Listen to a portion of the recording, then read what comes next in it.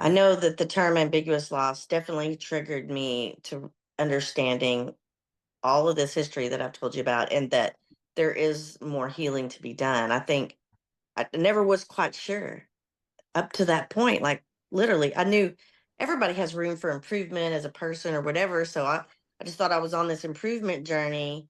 But the term ambiguous loss triggered me to understand that there is a trauma to be Yeah. addressed. Hey, empowered survivors. Welcome to the Let's Heal Show. I'm your host, Beth Jones, aka the Healing Mentor. My mission is to inspire and mentor other survivors of trauma and abuse as they walk their healing pathways. I'm here to help you become fiercely devoted to your healing, turning your pain into your power. That's why this show is all about healing. And through our guests, we will explore healing in action. Sometimes I'll share my journey. Other times, we'll hear from fellow survivors about their transformational healing experiences, bringing purpose to their pain and shining light in the darkness of this world. We'll also have conversations with gifted healers and learn about various resources and tools from those who support us on our journeys. So, come on, everybody, let's heal. All right. Hello, empowered survivors. I'm so excited for our guest today. My good friend, Diane Eyrig, is here with us today. Diane, would you like to introduce yourself to our guests? Hey there, my name is Diane Eyrig. I am a realtor living in the northern suburbs of Fort Worth, Texas. Beth and I met actually right out of college. She was the person that interviewed me for my first job. So we've known each other for many, many years. And although we lost contact for a little while, we reconnected over the last few years, and I've been so excited about that. Yeah, I always find it very interesting to talk a little bit about how I'm connected to the people who are on this show and will be on this show. I don't believe in coincidences, as you know. We've talked a lot about Right. that, and I believe that everybody that comes into my life for a reason. And most of the time, I think I figure it out. But we've known each other for a really long time, and it's been 30 years, I it's a think. long time. It's hard to Maybe believe. actually going on 32. I think in April, it'll be 32 years since that interview in that downtown Dallas tower. Yeah, it was a lifetime ago. It So was. a time ago for both of us in a prior Exactly. life.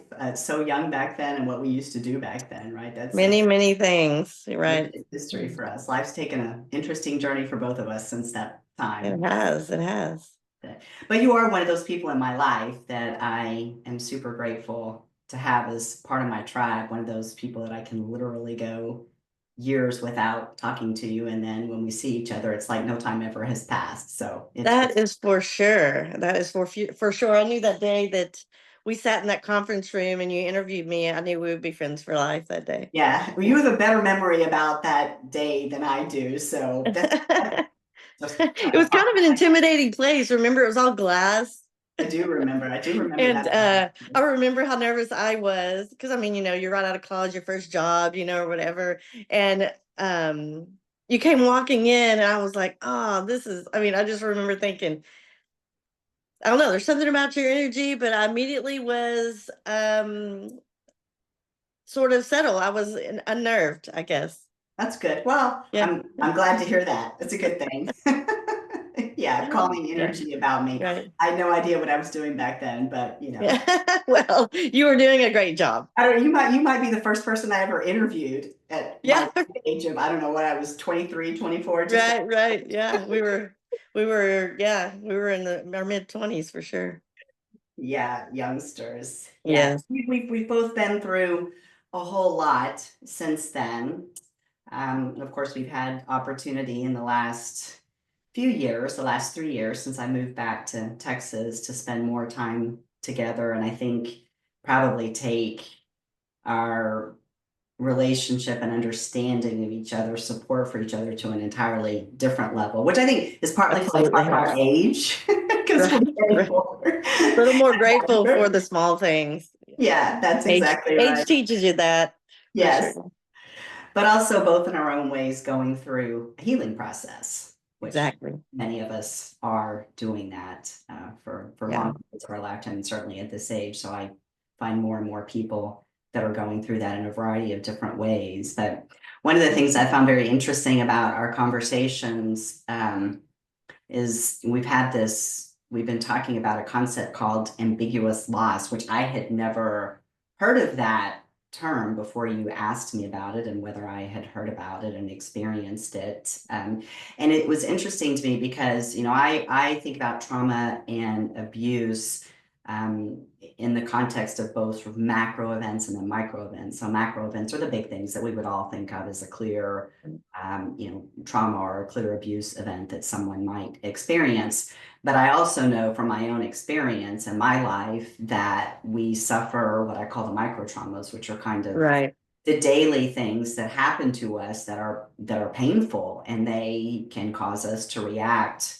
Even to the daily incident can cause us to react in a way that's not great, some form of Yeah. survival mechanism that we're engaging in. And then some of them, they can pile up and they can become big, right? I mean, I always give the example of living in my marriage, surviving in my marriage for a number of years, and then that was the micro on a daily basis, and then suddenly it was time for me to leave the marriage and get divorced, which was my macro, right, coming out of those micros. So Right. that's the way I think about trauma and abuse is broadly, and I really think about it in the context of how it affects us, right, and how we Right. live our lives. And so this was very interesting to me when you asked me this about ambiguous loss, because I'd never heard of it before. But talk a little bit about that and what you've experienced with that.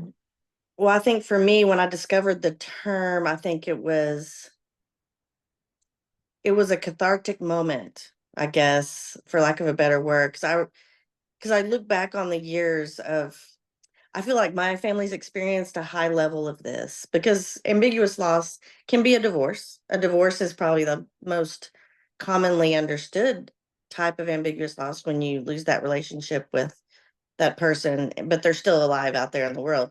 When that's what ambiguous loss is when you lose something about a relationship or a person, but the person's not Yeah, passed away. yeah, So divorce is a common one. Dementia is another one. And my mother lived with dementia for an extended period of time. So the loss of my mother, and really, and prior to the dementia, she struggled with um, some other problems. So the roles reversed for me and my parents when I was in my late 20s. And that's an ambiguous loss of my parents were still alive and but they were not thriving. So all of a sudden, kind of without warning, the roles reversed and I, there's no preparing me for that. And I think the grief of that loss, no longer being the child and sort of having to step into that role, was a grief or a loss that I didn't recognize for a long time. I didn't know it had a name. In fact, and I think that's where I was enlightened. Cathartic's not the right word, enlightened. Like I obviously back in those days, I needed more help than not only I gave myself credit for, but other people didn't give credit for it either, honestly, because I don't think they understand what's happening.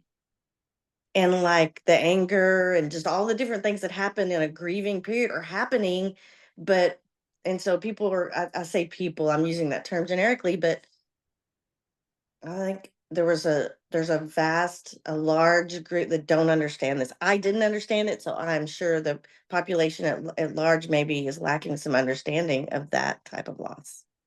yeah. So and I think that's true. And I say I'd never heard of it until you asked me about it, and I had to go and research it, of course. But when I saw it, I was like, oh, yeah. And that, I mean, I think probably all of us have experienced that in some way, right? And it is losing someone from your life, but they're still alive, and whether or not you're still interacting with them for some reason after the loss of the type of relationship that you had with them, or you're just feeling their energy, right? Just knowing Right. their energy is still in the universe, you still every day Yeah. can be faced with that, right? I mean, of course, divorce is a good one, right? And you go through that process, you still, I've had to still interact with my my ex-husband, just because you have life, right? You got Right. Yeah. actions of life, you're still trying to unwind, right? But I think, I mean, you've had a lot of it because you've had the divorce experience yourself. Hmm. But I think what you've experienced with your family, with your parents, and with your Right. sister and some other members of Yeah. the Another family. good example is the birth of my nephew. Yeah, He was the first of that generation. He was supposed to be the first nephew, the first son, the first of my siblings and our kids. I didn't have kids at the time, but he was born with a severe disability, to the point he was never a normal child. And that too, and my brother and I have discussed this because it really affected him. I mean, that loss. And Josh actually was giving a life expectancy of 12 years. So the first 12 years of his life was just a long period of an ambiguous where it was difficult to reconcile. Not just for me, but especially for my brother. And then he passed away at just under 12 years old. So then there's the real loss, but the the grief of that period of time leading up to his passing, is just the loss of having a child running around and laughing and having yeah. the things that you are expecting from that loss was another big one. I think it impacted my parents pretty severely as well. Um, Yeah, you because know, you're losing that. You're losing. I guess what you're mhm, losing is the expectation of what that person's role should be in right. your life, a spouse or a parent or a child. And I would think in some ways, I've been through the grieving experience with a human dying once. I've been through it a lot of times with, Mhm, with pets and animals, but with a human that was significant in my life. I've only been through that one time. And mhm, that there is a finality to that that I think helps us to process the grief, but with ambiguous right. loss, I mean, because the situation with your mother in particular, and you're talking about your Right. nephew, that's 12 years, but your mother, that was Long a time. long, long time. Because going back to when I first met you, Mhm, so I mean, right. we're getting back Yes, 30 years where you experienced that with your mom. exactly. And it was right. And and there's just all those feelings that go along with it, and you don't realize you need to heal from that. And I Yeah. think and especially when you're at a young age and then, my children came along, I had young children, and you're just kind of powering through life and you're not stopping to think, wow, I need to talk through this, or I need to grieve this, or take that moment. And then it doesn't happen. And then they start, in my case, they piled up on each other.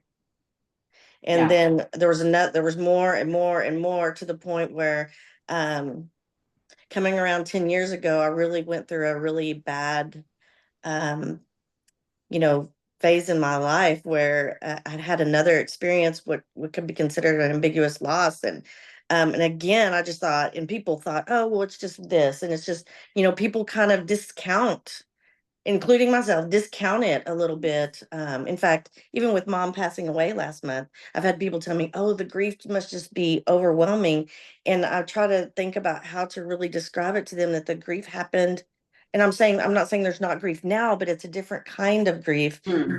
The grief that I think they're thinking in their head happened years and years ago, where I Yeah. would be in tears at night, crying in my bed, crying myself to sleep, or crying out of nowhere for no reason, and or over small things, or you know, um, with something small would happen, or a good example is like seeing a person my age with their mother having a good time out shopping. Yeah. You just being out there, or seeing Yes. someone, oh, I'm so grateful for my mom because she does all these things for me, or whatever, and you're like, yeah, I don't have that. You know what I mean? Like, Yeah, you it's triggering. very triggering, and I never gave it enough Yeah. credit, or I don't, that I never addressed it. Yeah. And that's why I'm so grateful about my new career. You and I met years ago. We're both accountants, and that's how we met. But I changed careers a few years ago and hired a coach, and she's the one that really led me down the path to recognizing I had a journey. I had some things that I needed to really address. Although I had some Christian counseling back about 10 years ago, when I think I reached my rock bottom. and she helped me a lot too, and I give her a lot of credit for snapping me out of my anger and just all the things that had just had seething under the surface here. And I was just thinking I was just kind of losing my mind. And she really didn't help me. She just helped me recognize in myself that I had to let go of this. I just didn't know what it was caused by. And Yeah. so now, as I've had a coach who kind of gave me some mindset training, and I started kind of thinking through it, and then I saw that term, and then it's literally been a total God journey here where he has been putting things right in front of me, and it's slowly but surely making more sense. Yeah. There's a couple things I want to ask you about Oh that. yeah. Just yeah, going back, is because I think, with the ambiguous loss in your situation and Mhm. using your mom as an example and what you went through, which I think is probably common for people who don't recognize that that's what they're experiencing, is in that instance, you also became her caregiver, right? So it was Right. the role reversal that you were talking about, but I think it's even more extreme with what you experienced because it's not just sort of you taking on the parent role and she was the child role. You were her caregiver in many different ways, Right. which I think makes Hmm. that, I don't know. I mean, you tell me. I mean, do you think that made it more challenging with that relationship? Um, well, I don't know. I think for me, I think there was a lot of anger that centered around the loss, but there was also a lot of anger that was based in just um honestly some of the things that had just happened prior to her true health challenge that happened in 2005.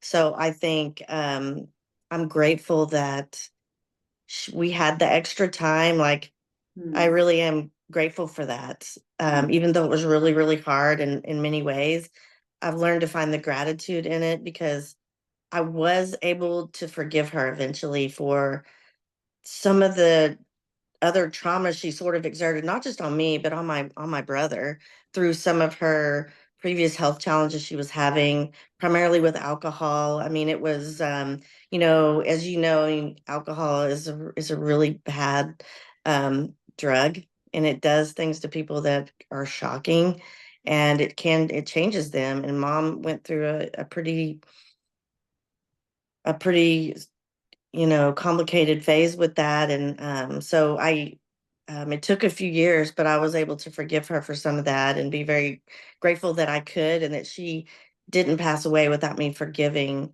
some of the things that had happened prior to that. And so it was hard, but I'm grateful that I had the time with her, especially these last 4 years, when I started my own small business and sort of left the corporate world. And I was able to spend this last few years with her, taking care of her, and I wouldn't trade it for the world. Yeah, that's Oh, beautiful. The yeah. forgiveness and seeing the beauty in the last 4 years that you've had Right. for seeing as a gift. That's amazing to be Yes, in that yes. place. It's beautiful. Yeah. So let's walk the healing journey a little bit since you talked Okay. about that. So Okay. you used the word rock bottom before. Yeah. What was that for you? Well, I think it was just almost um,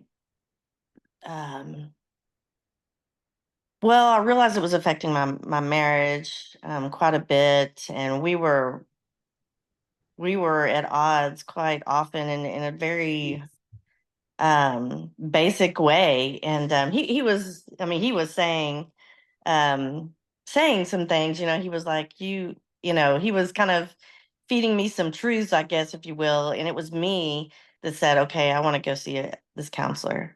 And he went too, and we both went for a few sessions. Um but she was really great, and she just sort of, she listened to my story. I told her a lot of the events that had led up to that.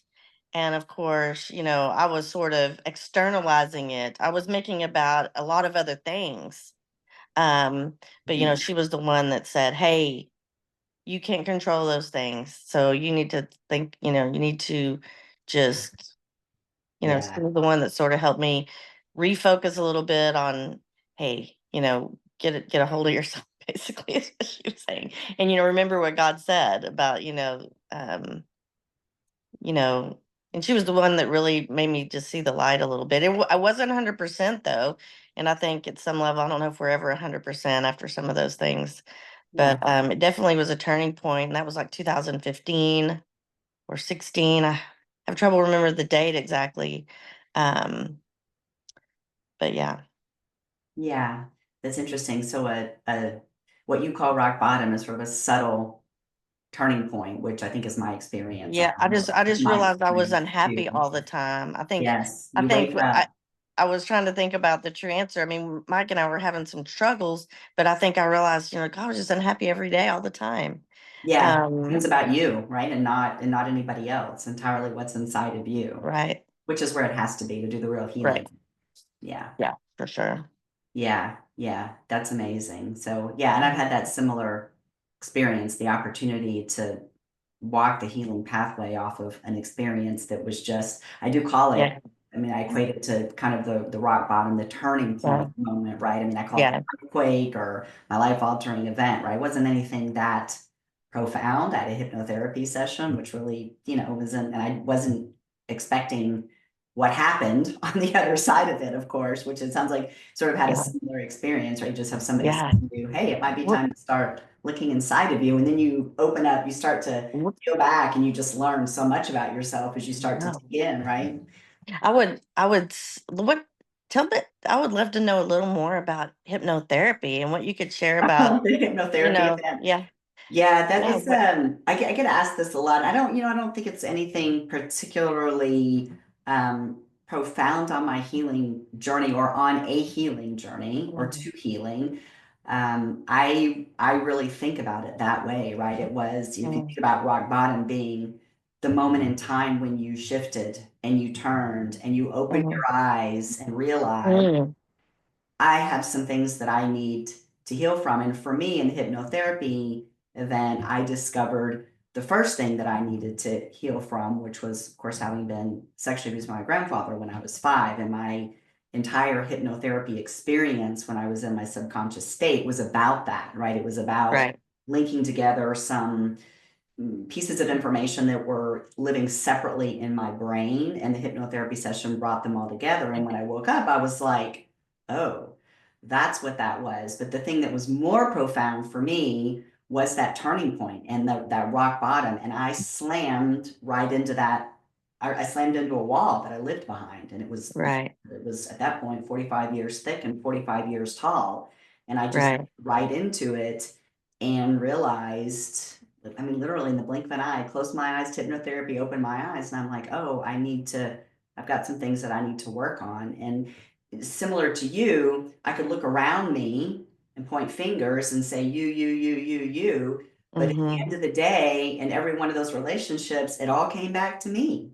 And that's right, where I was like, oh, I need to dig inside and do that deep self-discovery work, which I did, which it sounds like that's, and I know that's what you've been doing and have done, and yeah, I'm still doing it, right? But right. So the journey continues. the journey Yeah, continues. But yeah, when that happened, when you had that experience with a therapist, mm-hmm, after that, your process for healing, so your journey, so was it more focused on really trying to understand what was happening to you and why? Or tell me what that was like after you decide, okay, I need to work on me. What was that like? right. What did that look like afterwards?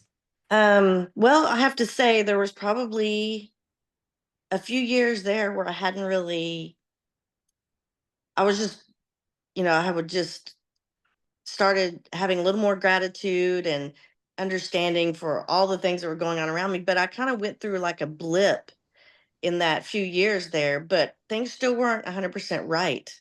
Hmm. And I knew like I was living a little more like on a plane of gratitude and happiness, but things still, the energy still wasn't right. And my career wasn't going down the path that I wanted it to. And I think this was all just part of the journey that I'm on now. And so, I changed jobs a couple of times and I was just like, I was starting to question where is it I'm going? Do I really want to be doing this? And I think, um, I went through sort of a blip where not much changed. I was, graduating my youngest from high school, sending her off to college, and changed jobs, and then COVID came. Mm. And so, you know how COVID has just Yeah. changed the world around us, and Yes. it's changed everybody in different ways, I think. Well, Yes. I was laid off, so I had just changed jobs like the previous year. I hadn't been in the position very long, but it was already sort of, it was the job was already getting uncomfortable. I didn't feel like I belonged there, and then I got laid off right at the beginning of COVID. Mm. And so it kind of 2020 gave me, with this being locked in, it gave me some time to really think and sort of relax for the first time that seems like I was able to in a long time, even though mom was still, I was still having to care for mom, and those things were happening, but I was able to kind of focus a little more on me, Yeah. during 2020. And I thought, what do you really want to do? And I did some contract work in accounting, and Mm. I quickly, it just, every time I took on a contract job, I just never feeling good about it. And I don't really know why. Mm. And then when I decided that I was going to truly do something and create a side hustle for myself, mainly so that I could spend that time with mom and my sister and spend more time with them. Um, was in early, 2021 when I decided I'm going to go get my real estate license. Seemed like a natural jump. There's a lot about real estate that overlaps with what we learned in accounting and the things. So, Yes. um, and I, it was going to give me the ability to control my own destiny and be more in control of it, I should say. I guess no Yeah. one has control, right? No one has control. But to be able to set my own schedule and be there for my mom, my sister more often and in a more nurturing capacity, I guess, because Mhm. they deserve that. Yeah. Even through all the things that um that we have experienced through or I'd experienced through my relationships with my mom, my sister.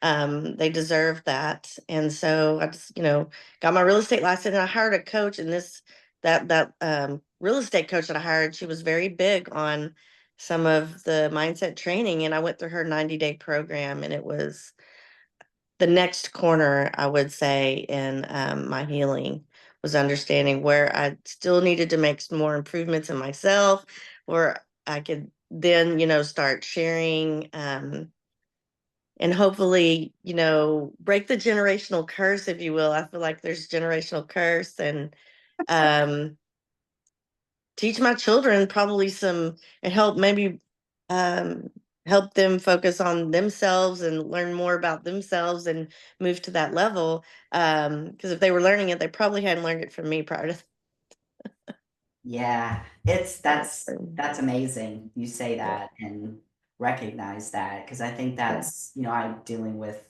the family generational curse as right. well. And I tell people, and I tell, I talk to my nephew in particular a lot about Hmm. this. He has a 3-year-old. I'm like, Hmm.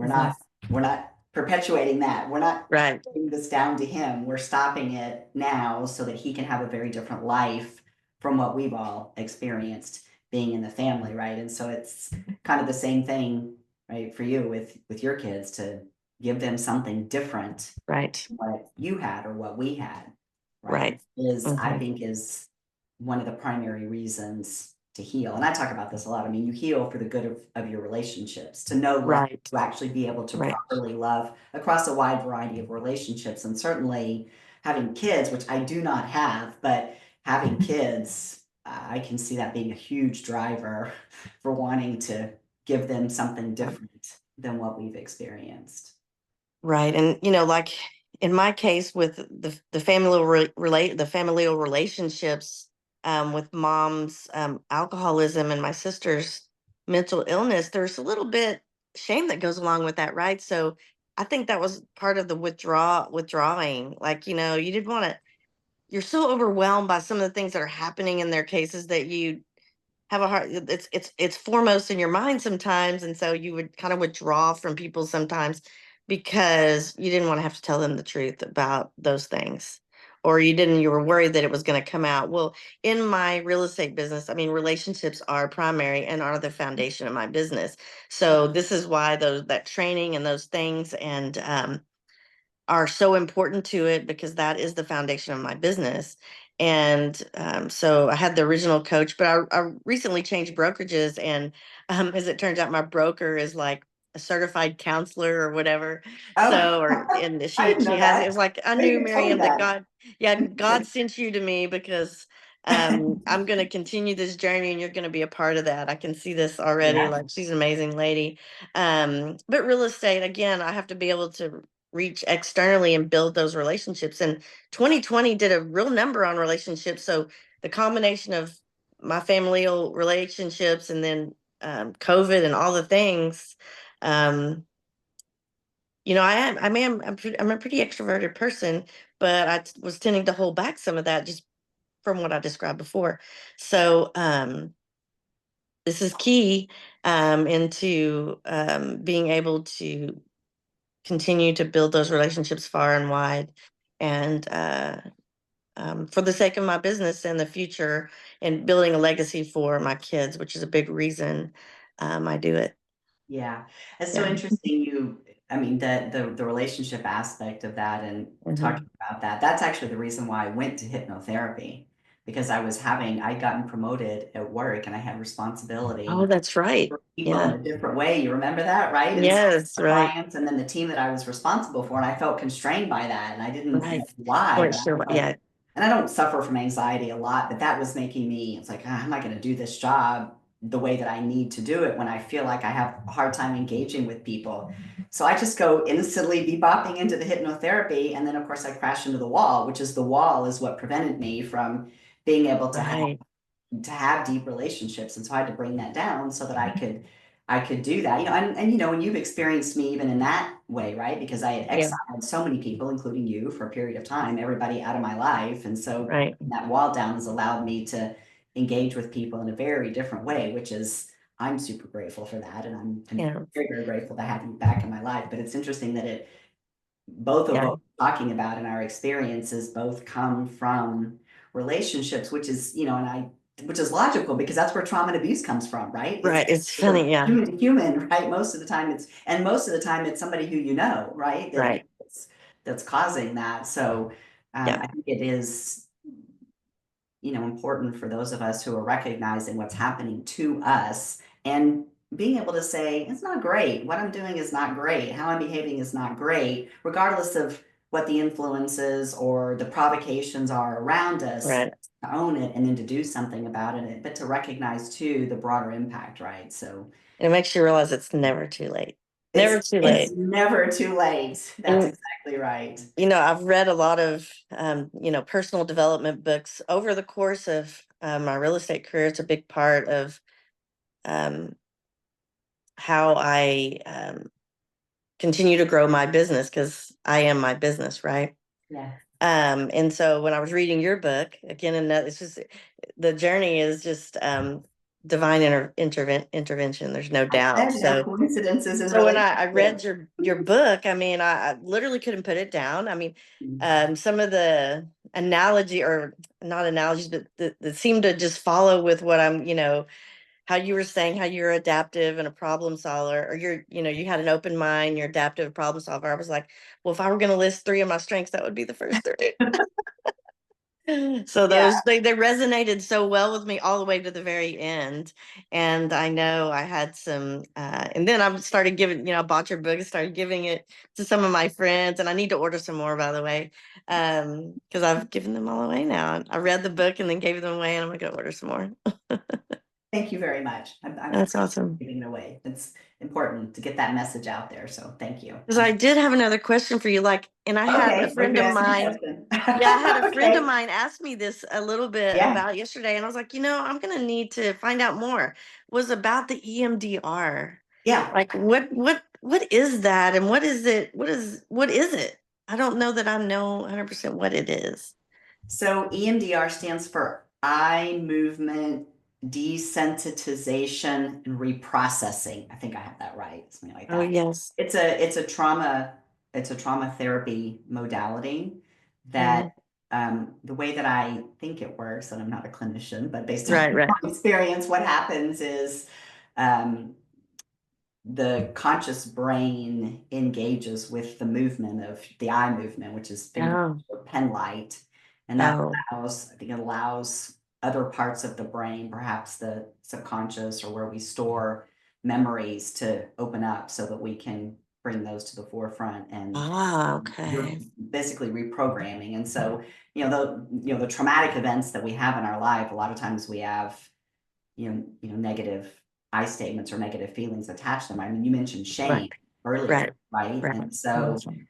um, when I had that inside of me as well that I had to process out. And so it helps you just to reprocess those emotions and really the negative I statements if you had, which I had a very loud inner critic, so I had a lot of that. So it allows Right, you to reprocess that into in some ways process it out entirely, and in other ways you just reframe it to something that's more positive than the way that it's sitting inside of you. so But did you find that you would have those sessions and then you journaled what came out of them a lot, or is that how you yeah, implement the journaling, or? yeah, so the journaling, and that maybe probably did go a little bit hand in hand, because I would have to do some prep work. So the way EMDR works is focusing on particular events. And because of my dissociation, I don't have a lot of Mm. events recorded, right? So I Oh, right, right. carried and still carry a lot of emotion inside of me, but I don't have the recall of the event that caused me to have the emotion.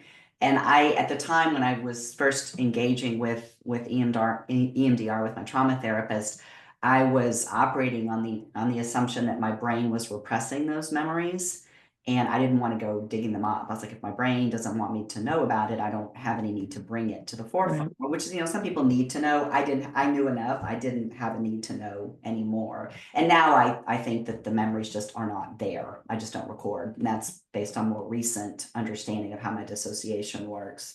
But so I would spend time like recording the emotions that I was having and the reasons that I was having these negative emotions in real time. So working on shame, I would spend time hyper focused on where am I feeling shame today, right now, and then I would mm-hmm. write that down in my journal. And it would be, it was Um, things back then. It was like, I'd be riding down an escalator and I'd see a woman wearing a dress that I mm, would never wear or didn't like, and I'd be like, oh, I would never wear that dress, And so I would have these thoughts in my mind that were critical, but for me, they became shame. I was like, why am I being so judgmental of that person? I felt shame because right, I was being judgmental, right? And so I would write that down, right? I passed a woman on the escalator and my brain's going off with all this nasty stuff just because I didn't. And no, I mean, the reality is I just didn't care for the dress and it's not something that I would wear, not my right. style, but my brain is all over the place with all of this awful stuff in my head. And so I would write that down and I would collect that up. And after I had like 4 or 5 of those events, it's what I would call my bucket of shame. And that's Mm, what we would process. And as that processed out, everything historically in me around that same emotion processed out as well. And so it right, was an adaptation that I had to do in order to be able to make it work effectively for me, which I think is hugely important. And it's one of the things right, about people in dealing with a trauma therapist. It's taking control of the therapy to make sure that it works for you in a way that works for you, right? And so it's right. important to do that. But I've had a lot of success with it, but I do think that has to do with the particular provider and the therapist I was working with, because I've tried EMDR twice before, and I got Mm-hmm. with other people before I had the hypnotherapy, and so before it was really my time to truly heal, and I got no benefit out of it whatsoever. Right, So I think it was my time to heal. I was open, ready. I knew I needed right, to heal, and so I was very open to the modality, but I also had somebody who was very skilled and who listened to me about the way that I wanted to engage with it, which I think is important. right, right. I Yeah. know that the term ambiguous loss definitely triggered me to understanding all of this history that I've told you about, and that there is more healing to be done. I think I never was quite sure up to that point. Like literally, I knew everybody has room for improvement as a person or whatever. So I just thought I was on this improvement journey. But the term ambiguous loss triggered me to understand that there is a trauma to be Yeah. addressed. Because I didn't know I was thinking there was something maybe I was blocking from my subconscious, maybe in the way that you had described in your book, with it. But I didn't, in other words, I didn't know what it was. I didn't know what I was dealing with. But when I saw the term, I realized then that there had to be some more steps to be taken, or there's more steps to be taken in my Yeah. journey. And now, like, mom passing away is a huge event, just about 8 weeks ago. Um, and then, so I went and talked to the Reiki master. And, I've been doing my research on the Reiki, and you talk about a little bit in your book. And, there's some skepticism about some of it. And I'm still kind of doing my research, but, maybe that will be a part of something that I do in my journey. I haven't decided yet, but, I'm looking at all the various things, trying to figure out what, like you just Yeah. said, what is going to work for me. Yes. And I'm not sure. Yeah. No, and it's different for everyone, right? I Right, mean, what you've been through in your life is unique to you, and right, therefore the tools that you need to heal are going to be unique to you. And that's true for all of right, us, right? So right, you're right. the same. So it's interesting when you mentioned that about the getting that term ambiguous loss. I tell people a lot. For me, knowledge is power, right? And so Mhm, I got a lot of words as I was studying that helped me to understand what I've been through, and really more particularly how I was surviving, right? I could see myself as a survivor with words that were in books that I was reading, but I could only previously explain to you conceptually, right? And I think ambiguous right. loss is that for you, you're experiencing it, you're living it. You could probably tell people about feeling the grief of your mom as an example, or your sister, right? Still being there, you're interacting with them daily, Mhm, but not in the way that you would expect to be based on traditional roles that you're right. playing. You're feeling that, Absolutely. but so you feel this, you live it, you know it, but there's something very different when you see it in a book and it's Right, a label and you're like, oh, you're like, I'm not right. right. You're like, that's a thing. That's like a No real thing. I kidding. remember that same experience. I've got cold chills right now because that was so profound for me when I Right, saw, I mean, the word dissociation, right? And the word right, right, parenting, I had, I exiled my parents, right? And these are actual words that are in a book. And I was like, oh, wow. It was like liberating. It's what I call mhm, my universe touches. God, right, right. touching you, right? Yeah, Is I yeah. think probably how you felt when you found that word ambiguous Um, loss. for sure. And I Right. was trying to remember where I saw it, and I actually think it's a friend of mine whose husband committed suicide. And I think she was obviously traumatized. And Yeah. I think the term came up in her therapy sessions. And because obviously suicide is an ambiguous law, although that person is gone, but like the reasons that they do, if that's, an Yeah. event, it becomes a loss. Well, and I would think Um, even in that situation, there is a loss of the person leading up to right, and right. like that, right? I mean, they don't, it's not people, I think they're changing, Hmm. getting to that point. So Addiction, and or mental illness sometimes is yeah, often a leading or predecessor to, I think, yeah, suicide quite often, right? So usually the person is changed, and so that the medical or the mental illness or the addiction a, an yeah, ambiguous loss. yeah. Could you could you just I'm curious about, we've never talked about this before, and so I'm curious about how what you experienced from a grief standpoint was different. And because I know I understand you had the grief experience when you lost your mom years ago when she was Mhm. still alive. And you went through grief then, and now you're going through grief again because she has passed and gone on to a better life Right, now. right.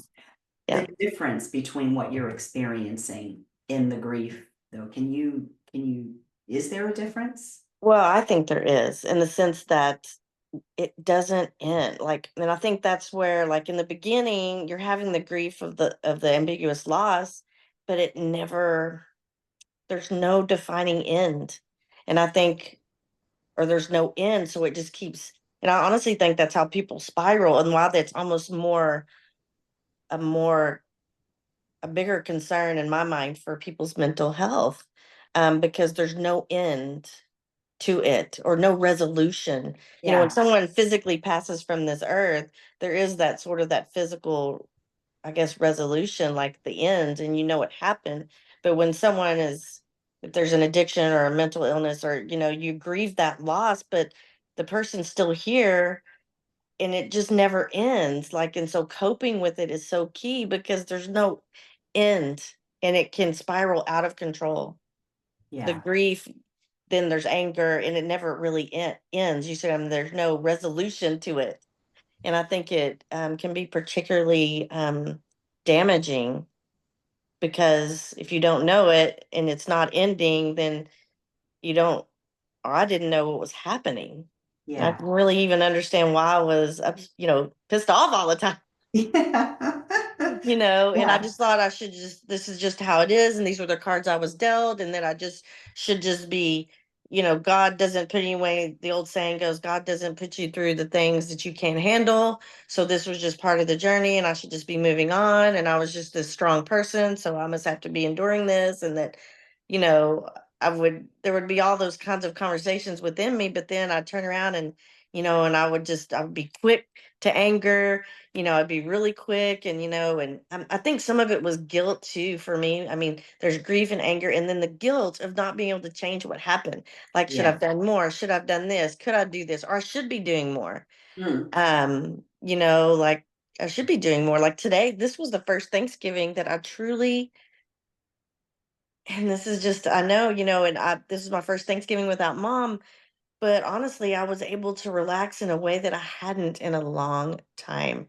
Yeah. Meaning, because I was always worried about her happiness, her comfort, her whatever all the things are. You just want someone to be happy and comfortable and in the things. But like, I spent a lot of time, and I don't want to say I worried about it. I just wanted it. Yeah. And so I would go to lengths to try to make it happen. And sometimes well, it didn't. I mean, quite frankly, it was a hill that I was never going to top, a Mm. mountain I was never going to Yeah. reach the Yeah. pinnacle of. And so I guess that's somewhat guilt driven. And that, again, there's no end. Where is the end? Yeah. Yeah. Yeah. So it doesn't end until someone passes away, or in the Mm. case of, there's relationships that exist today that are still out there, and sort of there's been no end or resolution to.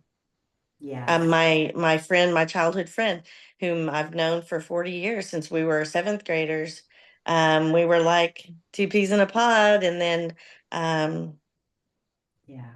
she just, her addiction took her over. And I mean, I call it drawing a boundary. I mean, I guess, people are like, well, you could still be there for her, but no, that I No, couldn't, for my not own now. mental health. So I put, the boundary was set. And so that was a loss. I had to let that relationship completely go. Yes. And it was a loss. That was actually one of the, probably the second worst ambiguous loss. If I were trying to rank them, if I were going to try to rank them, which you're like, what? And I say the Yeah. second. Well. But that one was different in the sense that that was my sister, or who I consider my sister, because my older sister who was quite a bit older.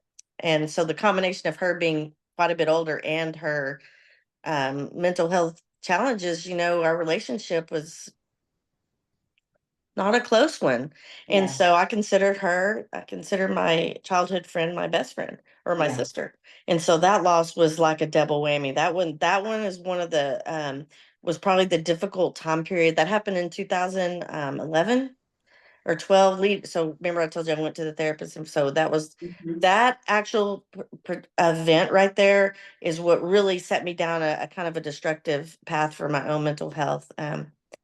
Because she even attempted to, say, oh, well, you've done all these things to me. She was a particularly nefarious one, to blame me for the entire breakdown of the relationship. She came at me Yeah. about it. Yeah. And the more distance I tried to put between us, the more she would come at me, whether it be via text or via phone call or via whatever, with Yeah. the blaming me for the end of the relationship.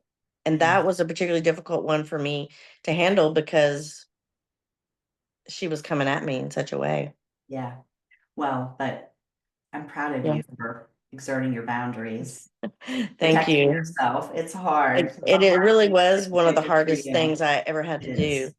It is. Yeah. I've had to do that as well with someone who's struggling with substance abuse. And it Mm, is when you love someone and you have to right. walk away from them because it's the best thing for you, man. It's super hard to do that, but I'm so proud of you for doing that for yourself. So it's amazing. And I part of appreciate your that. healing journey for sure. It really was. So it's been over a long period of time. Uh, Yeah. That's yeah, part of what we have to do as we heal, though, right? Each of the right. significant relationships in our lives, particularly the ones that are hurtful, we have to evaluate those and decide what Yeah, to do with them, right? And you made the best choice for you, and that's really where those decisions have to be made from, is what's yeah. best for each of us. And she's still here on this earth, and she lives just maybe 10 miles from me. Oh, goodness. Yeah. So you You probably know, feel her energy a little bit too, I would think. right. Yeah. Yeah. I try to maintain a relationship with her grown adult daughter a little bit, but she's moved and lives in California now. But so I pray for her constantly because I think she experienced some pretty significant challenges for the same reasons I did. Yeah. Yeah. Yeah. So Yeah. she's a great young lady, and she's really doing great for herself. I'm so proud of her Another one of the because reasons why we heal is for the right. others to Right. have them, If right? I struggled from the loss of that relationship, this was her mother. Yeah. And so we had that actually similarity. And I described it to her so she could understand that she wasn't alone. Beautiful. Although I think it was difficult still for her because anytime we tried to associate her, her mother would step in and try to rock the boat. Yeah. So it was difficult. But and of course she was younger, a little bit younger back then. But now that she's really um fixed her life, or I say fixed her, but she's really on a journey and she's still on it. And I'm just, you'd have to see her to know. But she actually was in California working for Caesar Milan, Oh, the dog whisperer, the yeah. dog psychology Yeah. center, which Yeah. was always a dream of hers. And she made it happen. And Oh, good she's for out her. there. Good for her. She's, That's cool. I know, right? It really is. She's Yeah, good for amazing. her. Yeah, Yeah. amazing. Well, and that's great for you too to give her that arm of support to let her know that she's not alone, because that's also very Yeah, helpful for us when we're dealing with things like that. So for that's sure. amazing. So yeah. So your own healing journey continues as it does for all of Uh, us. yes. You talked a little bit about that. Anything else you want to talk about? Well, this may be off topic slightly, but we've kind of talked a little bit about mental health, Yeah. and how all this is related. I watched an interesting show the other day, Mhm. and it basically the core of the show was about implementing mental health practices, Yeah. mindset work or training or understanding in our young children, in toddlers, in starting in preschool, essentially like they would any other curriculum. And I was so enthralled and Yeah. literally glued to the TV, that I think I'm going to go watch the show again. And Oh, I'll that's just say amazing. it's called American Tragedy, and it's actually told by the mother of Dylan Klebold, who was one of the Columbine shooters. Ah, And it's particularly like heart wrenching to see this woman talking about yeah, our son. her loss, which in her case, it wasn't necessarily an ambiguous loss, unless you count the year before he, when before the event is that loss, because she said that things went on and she was asking him, what's wrong? What are you okay? And of course, he Mhm. always answered, I'm fine, or, whatever. And as a mother to grown children, like it particularly struck me for that reason, because she's talking about how she didn't know and how she she's just lost and just at a loss, or she was at a loss as to what she could have done differently until she went on her healing journey through a Mhm. lot of different things, not necessarily the path that we're talking about, but maybe a slightly different one. But she's now a proponent of this sort of proactive idea that we can't be training our kids how to hide under desks and school shooting and all these different things. But the mental health part of this and starting our kids early and children about how to take deep breaths, how to clear their head in the morning, moments of silence, um, Yeah, visualizing, self-affirmation, yeah. watching your negative self-talk. I mean, it was enthralling. That's something I could definitely get behind because I mean, you talk about so much of who we become. I mean, because they say you're sort of the purest and the nearest to God when you're born, and then you start going through a series of events that are your traumas and your conditioning that shape you into the person who you are. And so Right, what you're talking about there would be introducing a lot of really healthy tools and behaviors that might help to offset some of that and help us to be better equipped to deal with right, what we're going to experience from an earlier age than, me and you learning it in our 50s, right? I mean, I would right, have loved to have learned it when I was five, I mean, I literally, I mean, my first event, I was five. So if I would have had those kind of tools naturally coming into my being, even after I was abused at that age, right. I still would have been much further along the pathway to having a healthy, joy, love-filled life, Or in because that place maybe you would have now, been able to, if you'd have been 45 years earlier. right, because if you'd have been able to maybe Yeah, grasp what had happened at some point earlier, and the wall wouldn't have been built so tall, and then right. hopefully, there's so many things about, because I mean, obviously anybody sexually abused at that age is going to have, well, it's a mental impact, and I remember thinking about this when my kids are teenagers, when you're trying to like be sure or I know I did spend a lot of time just trying to be sure you knew everything that they were doing, but you just really don't, and you can't ever know. And she talks about that too in the show. You just can't ever know all the things your kids are experiencing, or because they don't want to tell their mom, or there's just so many things they don't. And I remember I didn't tell my parents everything when I was a teenager. So I was like, but I'm gonna know everything. Well, realistically, you can't know, and you don't know, and so I just felt like it was just a very compelling story she was telling. And it just kind of is just a piece of the puzzle in all the things that we're talking about. And Yeah, immediately told my daughter and her husband to go watch it. They have a 9-month-old daughter.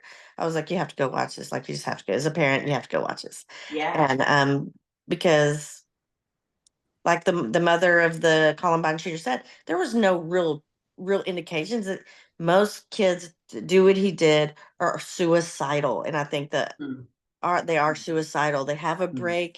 mental break of some sort, and they go down this path. And once they decide they're going to kill themselves, they're going to do it. Like you you can't stop them. Like, Yeah, and but so she was. yeah, That's back to the intervention and intervening before those yeah, things yeah. happen. And she said, but there was no way to know. And so it was just an amazing story, and your heart is just wrenched out of your I'm chest. gonna have to Listen watch to this that. mother talk, and Yeah. then her life's mission to go down this path of educating our young population about taking care of themselves, number one. And kids get bullied in school, so think about if they're doing this. And of course, they talk about how bullying is one of the triggers of Yeah. these events. Well, if they're equipped with these tools as toddler, kindergarten, whatever, then if they are bullied, they're they're gonna, More resilient. it's gonna help the bullies and the Yeah. bullied. Yeah.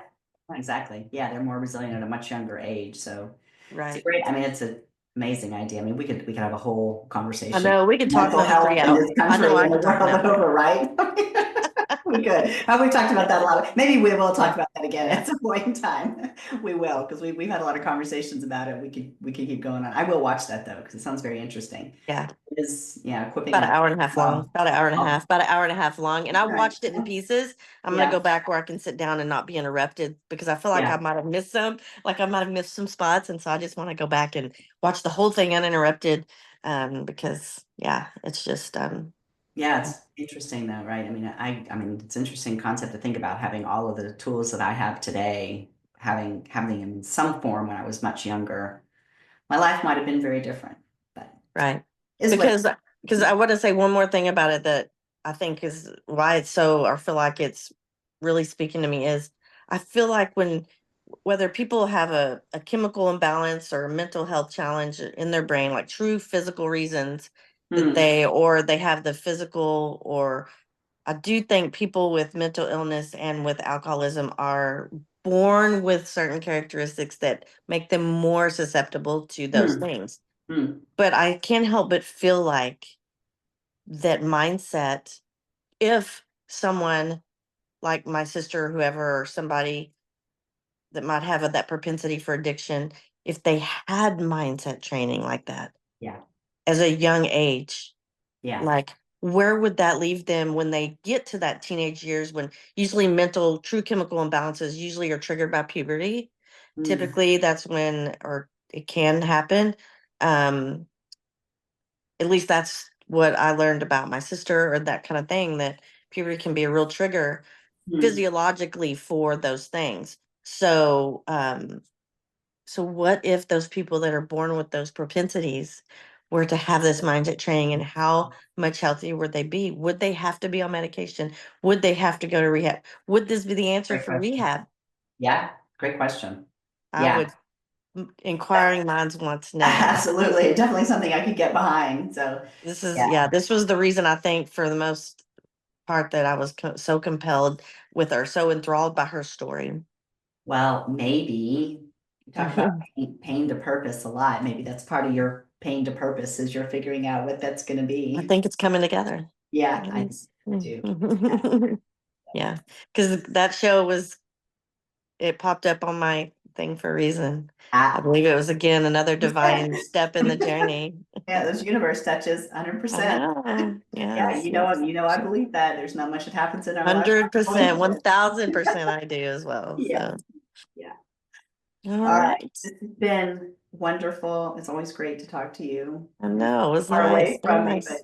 to do this Thank you again. so much for Oh, having me on here. So grateful for you too, my dear. oh, thank you. You're an amazing lady, and this has been an amazing year. And there's more great things to come. More great things to come. So yeah, Yeah. indeed. So, all right. Thank you very much. And everybody, that is conversation with my good friend Diane, real conversation with a real person about her real experiences. Thank you so much for sharing. Awesome. Thank you. Have a great day.